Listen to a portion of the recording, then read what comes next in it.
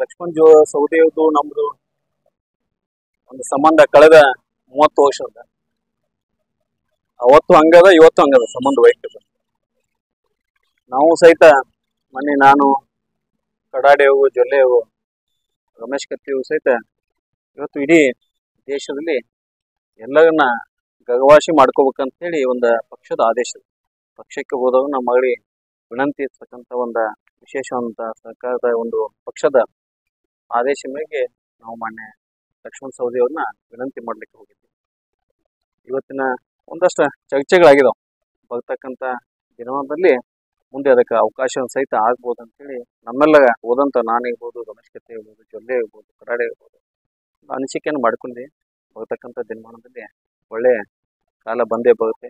ಯಾಕಂದ್ರೆ ಇಲ್ಲಿಯ ತತ್ವ ಸಿದ್ಧಾಂತ ಮತ್ತು ಇಲ್ಲಿಯ ಒಂದು ಸಂಸ್ಕಾರವನ್ನ ಇಟ್ಕೊಂಡಂತ ಮತ್ತೆ ಇಲ್ಲಿ ಮಳೆ ಬರ್ತದೆ. ಯಾಕೆ ಈಗಲೂ ಮುಂದಿನ ದಿನಮಾನದಲ್ಲಿ ಬಂದೇ ಬರುವುದು ಒಂದು ವಿಶ್ವಾಸ ಸಿಗುತ್ತೆ.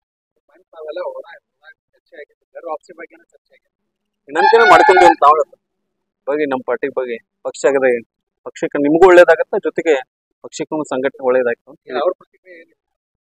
ಅವು ಸ್ವಲ್ಪ ಸಮಯ ತೆಗೆದುಕೊಂಡ ಇವತ್ತಿನ ಸಂದರ್ಭದಲ್ಲಿ ಒಂದು ಪಕ್ಷದ ಶಾಸಕನಾಗಿದ್ದ ಸಂದರ್ಭದಲ್ಲಿ ಇಲ್ಲ ಸಾಧಕ ಬಾಧಕವನ್ನ, ಯಾಕಂದ್ರೆ ಆ ಪಕ್ಷದ ಶಾಸಕನಾಗಿ ಇವತ್ತು ಆ ಭಾಗದಲ್ಲಿ ಕೆಲಸಕ್ಕಾಗಿ ಮಾಡ್ತಕ್ಕಂಥದ್ದು ವಿಚಾರ ಸಹಿತ ಮಾಡ್ತಕ್ಕಂಥ ಸಂದರ್ಭ ಇವತ್ತು ಹೌದ ವೈಯಕ್ತಿಕ ವಿಚಾರ ಬಹಳ ದೊಡ್ಡದು. ವಿನಂತಿ ಮಾಡ್ಕೊಂತೀವಿ, ಅವು ವಿಚಾರ ಮಾಡಿ ನಿರ್ಣಯ ಮಾಡ್ತಕ್ಕಂಥ ಅಂತ ಅವು ಕಡೆ